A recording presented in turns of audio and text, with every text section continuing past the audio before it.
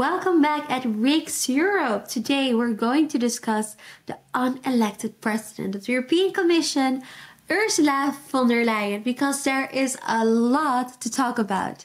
With me today is Pieter Cleppe, my colleague. Pieter, welcome. Thank you, Scarlett. Ursula von der Leyen, it's been, let's say, quite a roller coaster for the past 5 years. What was your von der Leyen highlight? So I'm mostly bothered by the decision to create a COVID recovery fund, as they call it, 800 billion euro in, taxpayers' money that is being spent by the EU. There's already lots of stories about fraud in Italy, for example. That money has been borrowed, so it needs to be, paid back at one point. So I think this is very, very problematic. And then, of course, the whole decision-making process surrounding von der Leyen with Pfizergate, the allegation that she would have done something improper in her negotiations with the CEO of Pfizer. As one of the highlights, but maybe Scarlett, you wanna talk a bit more about that, because I think there were more scandals than just Pfizergate, right?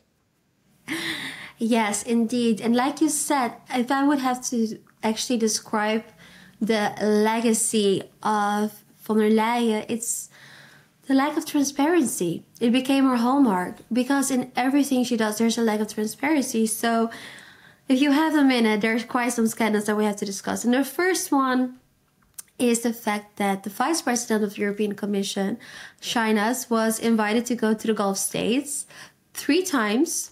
The first time he was treated as royalty by the Emirates, of what we know. And then afterwards, he was very kind to talk in the way he was discussing the Emirates. We know that after the first trip, he went 2 times more. And there were some journalists that asked to get more transparency on the expenses. So they wanted to know how much was spent on accommodation and travel expenses. The Commission, however, did give a total sum of what it costed, but didn't disclose how much was paid by the Commission and how much was paid by the Gulf states. They said that nothing is in the wrongdoing because the invitation went through Ursula von der Leyen. So with this, they claim it's a legitimate invitation. But it's still very strange that there's no transparency on those expenses, which transparency is a hallmark of democracy. Let's not forget about that. Then, of course, we have Pfizergate. How can we not talk about Pfizergate? Because this woman that is unelected, keep that in mind. You and I didn't go to the ballot to vote for her. The European Commission voted for her. She's there acting like a sovereign, like a monarch, making decisions on her own. And she even went so far to make a billions deal with the CEO of Pfizer. Now, we're talking about probably 71 billion euros, which is tax money. It's money paid by the European citizens. Over tax, she made a deal, and we don't even know what's sent in those taxes, because once again, there is no transparency in that. I mean, the fact that she's getting away with it, more or less, I mean, there's still some processes and investigations going on to it. But the fact that this woman is still trying to set for a second term, even though she's really lacking transparency and with that disrupting democracy, is mind-blowing. And that's not even all. And then we come to, maybe not even the last part, but Piepergate. And who is Pieper? Marcus Pieper was actually her colleague from the CDU that she appointed to become the SME envoy, which is a very prestigious position that pays well. And mind you, it is kind of baffling that he became the SME envoy, because there were 2 other candidates, female candidates of underrepresented countries, that scored much better in the test. Which is weird, because Ursula von der Leyen actually vouched and promised to increase the amount of women in high-level positions and wanted to make sure that more underrepresented countries would get represented positions. Still, she chose the SME envoy to become one of her team party leaders from the CDU. And just 2 or 3 weeks after she appointed Pieper to become the envoy, the CDU said that they would once again support her candidacy as the president of the European Commission. And at this point, it's mind-blowing for me that she's not even hiding the fact that she's there solely just to serve her own priorities, her own benefits. She's there only for herself. Well, yeah, quite right, Scarlett. And I wanted to add when it comes to Pfizergate. So it's hard to keep track of all the gates with VDL. But when it comes to Pfizergate, this is not the end of the story. A complaint has been filed.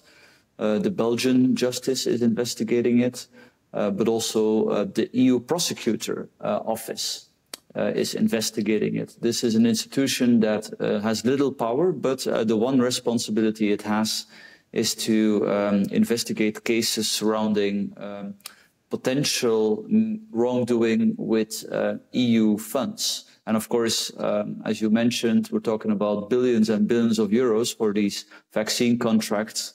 The text messages of Queen Ursula have mysteriously disappeared. How strange. The prosecutor's office is therefore investigating it. Now, what's the story here is that this week it emerged that this institution, the prosecutor office, is complaining that it lacks €5 million to operate. It does not have enough funding. Now, €5 million may sound like a lot of money, but it is really pocket change. The EU budget is 1,000 billion euro, so that's 1 million over 7 years, and then we haven't even talked about the recovery fund. So it should be possible, surely, for the European Commission to find that money so the prosecutor's office can do its job. And of course, the European Commission, in its response, it denies. It says, look, the fact that there's apparently not enough money has nothing to do with us trying to, to stifle the, investigation by the prosecutor's office. But I think this really raises a lot of questions. And the prosecutor's office only exists for a few years. So if this is how it already operates from the start, with apparent massive financial problems, which is, making it difficult for the institution to do its job, I think, that's quite problematic, and it should add to the already problematic legacy of Ursula von der Leyen, right? Yeah, because there's not 5 million to help investigations that are so necessary and crucial for a working democracy. However, she did have 5 million for her own campaign, which is interesting because she's not even allowed to campaign. Even more so, she's not even on the ballot. What? She's not even on the ballot, like you say. She's not even on the ballot, exactly. She's spending 5 million. So that means that you and I cannot even vote for her, but still she expects that once the CDU gets a certain amount of seats, they will actually endorse her as a candidate for the European Commission. Do you think it's likely she will win? I used to think, but now I'm not so sure anymore. The problem is that, these appointments are made between the EU leaders. Last time around, Emmanuel Macron, the French president, he was supporting her because in return he could get Christine Lagarde to become the head of the ECB, the European Central Bank. This time around, it's not so clear what the deal will be, but, the problem is if you take out von der Leyen, then everybody expected that she was gonna, be the obvious candidate to succeed herself. So if you suddenly change that, a whole range of other deals may need to be reopened. So I think ultimately EU leaders, or the most important EU leaders, will be reluctant to just drop her because of that reason. Yeah. Yeah, I wanted to conclude, for me personally, and I really hope that this is clear for the people that are watching, is that Ursula von der Leyen, and what I'm saying is I'm actually saddened about it, is a person that is actually there to serve her own interests, who is ruling like she's a sovereign monarch. For example, take the fact that she was telling to Ukraine that they could have a fast track to become a member of the EU. Who is she to say that? And I don't mean it in a rude way. I'm genuinely asking that, like, who elected her?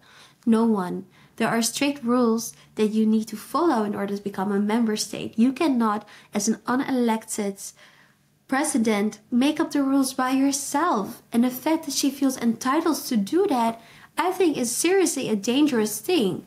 So I hope that once we go to the ballot, we keep that in mind, and that the next president of the European Commission will be somebody that will act in the best interest, not of him or herself, but of the European citizens.